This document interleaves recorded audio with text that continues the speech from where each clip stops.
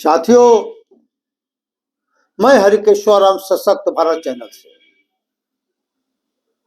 आपको मालूम है, सभी को मालूम है कि शेड्यूल कास्ट की सूची जो है जाति के आधार पर नहीं बनाई गई।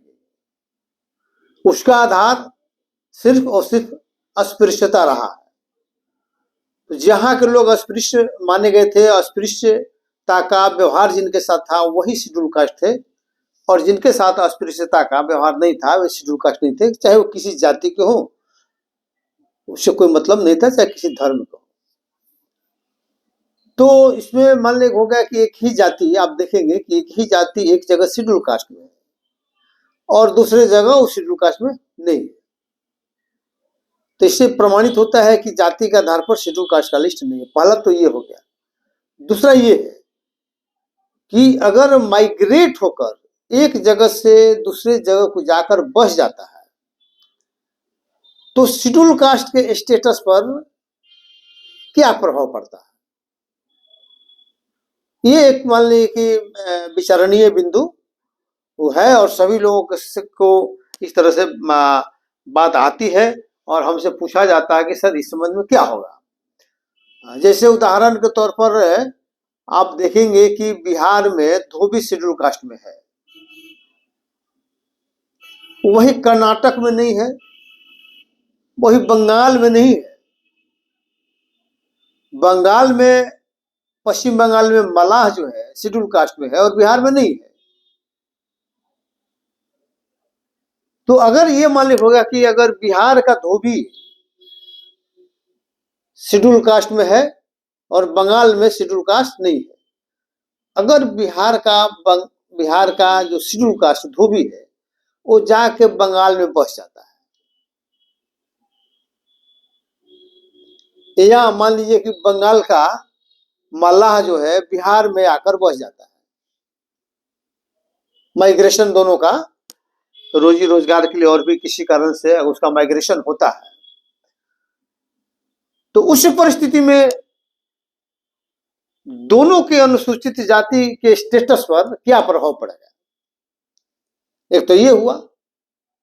दूसरा ये हुआ कि जहां शेड्यूल जस्ट उसको उलट दीजिए,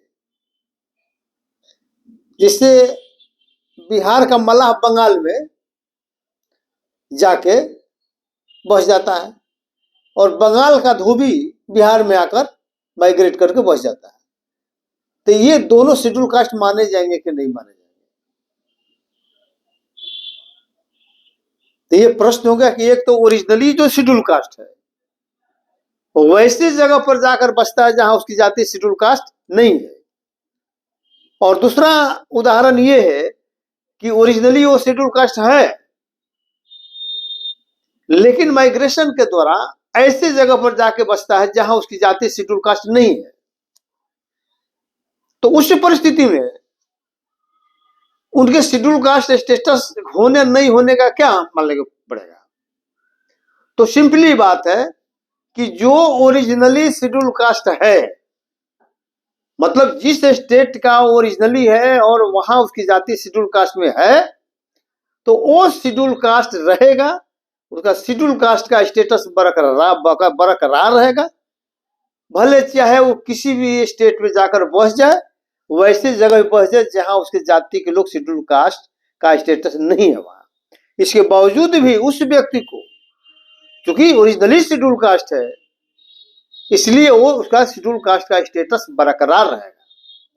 लेकिन जो ओरिजिनली शेड्यूल कास्ट नहीं है और वैसे जगह जाके बसते हैं जहां उनकी जाति शेड्यूल कास्ट में है लेकिन वो ओरिजिनली शेड्यूल कास्ट नहीं है, तो उस परिस्थिति में उनको शेड्यूल कास्ट का स्टेटस प्राप्त नहीं होगा।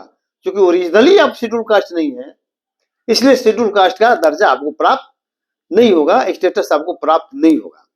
तो यही मान लीजिए कि मूल तत्व है, मतलब जो ओरिजिनल है शेड्यूल कास्ट है तो शेड्यूल कास्ट माना जाएगा, जो ओरिजिनली शेड्यूल कास्ट नहीं हो शेड्यूल कास्ट नहीं माना जाएगा, चाहे माइग्रेट होकर वो कहीं भी बस जाए। दूसरा, अगर दूसरे जगह है तो उसका कास्ट सर्टिफिकेट कैसे बनेगा।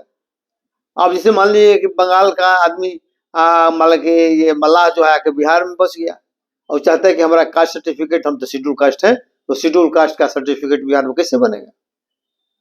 दूसरा तरीका ये है कि यहाँ पर अप्लाई करेगा जहां पर रह रहा है वहां पर अप्लाई करेगा और बताएगा कि हम ओरिजिनली वहां के हैं, ओरिजिनल मेरा घर द्वार फलाना ठिकाना ये है और वो लोग वहां के हैं, वहां शेड्यूल कास्ट में हम हैं, इसलिए हमको शेड्यूल कास्ट का प्रमाण पत्र मिलना चाहिए।